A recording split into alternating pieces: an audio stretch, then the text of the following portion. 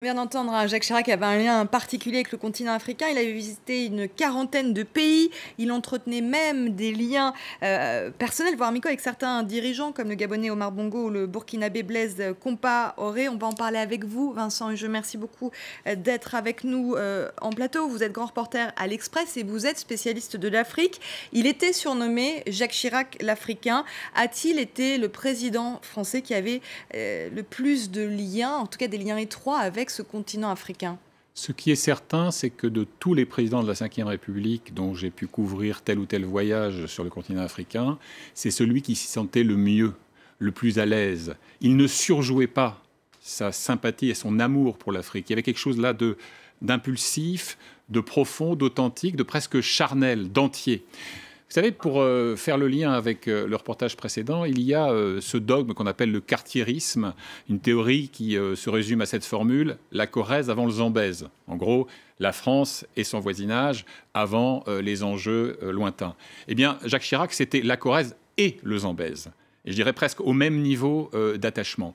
Alors, évidemment, il y a dans ces liens personnels qu'il a tissés avec de nombreux chefs d'État africains, plus ou moins élus d'ailleurs, despotes compris, des effets pervers.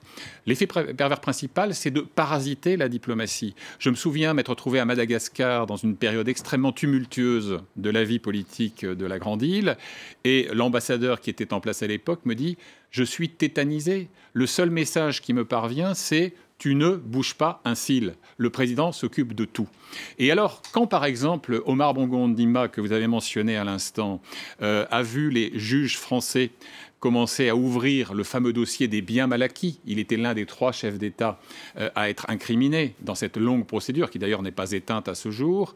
Un jour, il appelle Chirac et il lui dit de sa voix chuintante « Jacques, tes petits juges m'emmerdent. » Bon, c'est ce type de relation. Une autre fois, Paul Biya, le président du Cameroun, qui est à la tête de ce pays depuis 1982, donc un des vétérans de l'échiquier africain, l'appelle, ils ont des conversations, il les tutoie. Et d'ailleurs, ces chefs d'État ne veulent pas parler à l'ambassadeur ou au ministre, ils veulent parler à Jacques lui-même. Et Chirac, qui quand même sent qu'il y a une contestation sociale à cette époque-là qui monte à la fin des années 90 au Cameroun, lui dit Paul, ce serait quand même bien de temps en temps que tu réunisses ton conseil de ministres. C'est pas mal quand même de connaître et de voir ces ministres. Parce qu'il est connu, Paul Biya, pour réunir le dit conseil en moyenne tous les 2 ou 3 ans. Donc voilà, c'était ce type de... Alors là où je dis qu'il y a effet pervers, c'est que évidemment, en privilégiant cette dimension personnelle, eh bien, on était amené parfois à faire preuve de trop de mansuétude envers des chefs d'État qui piétinaient les normes démocratiques les plus élémentaires. Et puis il y a cette superbe phrase, superbe, c'est évidemment par ironie que je le dis, l'Afrique n'est pas mûre pour la démocratie.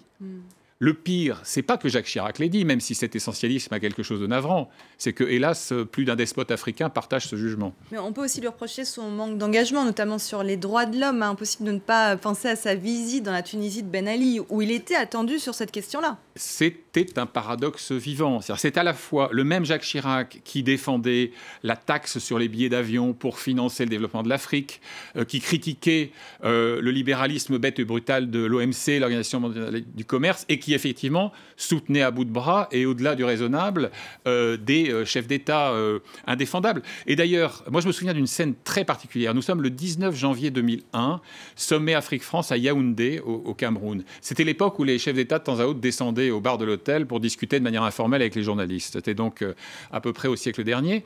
Et bière en main, il buvait encore de la Corona à l'époque, il s'entretient avec quelques-uns d'entre nous, et son discours n'aurait pas été renié par un altermondialiste historique de type René Dumont, le patriarche de l'écologie politique à la française. Il dénonce le pillage du bois sacré, des ressources naturelles, le pillage des cerveaux africains par le système pervers des bourses, etc. etc.